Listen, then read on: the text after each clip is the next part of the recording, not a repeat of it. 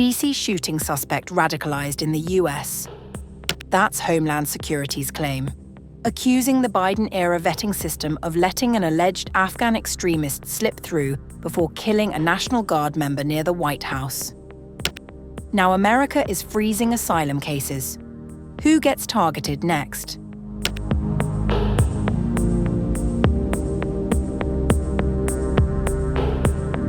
US Homeland Security Secretary Kristi Noem has suggested that the Afghan man accused of opening fire on National Guard members in Washington, D.C. last week may have become radicalized after arriving in the United States. Speaking on NBC's Meet the Press on November 30th, Noem said investigators were now tracing the influences that may have shaped his alleged turn towards extremism. We believe he was radicalized since he's been here in this country. We do believe it was through connections in his home community and state, and we're going to continue to talk to those who interacted with him. Noem claimed vetting happens when they come into the country, and that was completely abandoned under Joe Biden's administration. We believe this individual was unvetted when he came into the country.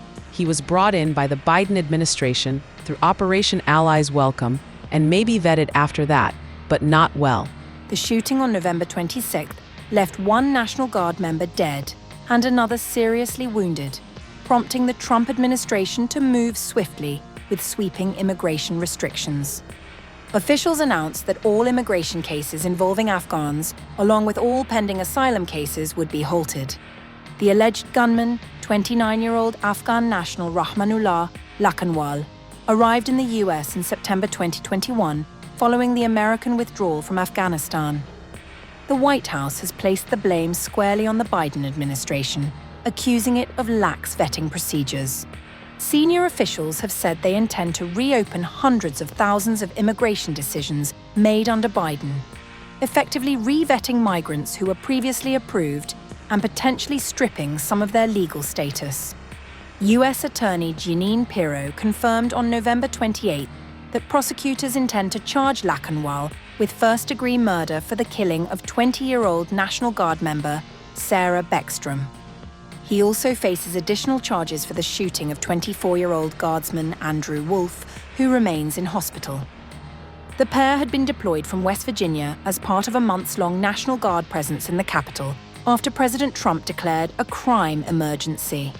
Further details about Lakanwal's background have added complexity to the case.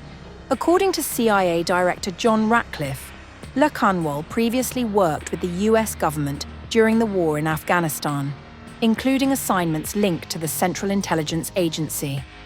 AfghanEvac, a non-profit group involved in resettlement efforts, said he served in one of Afghanistan's elite counterterrorism units backed by the CIA. US officials said he was granted asylum in April. Authorities allege that roughly 4 years after settling in America, Lakanwal drove from his home in Washington state to the Capitol.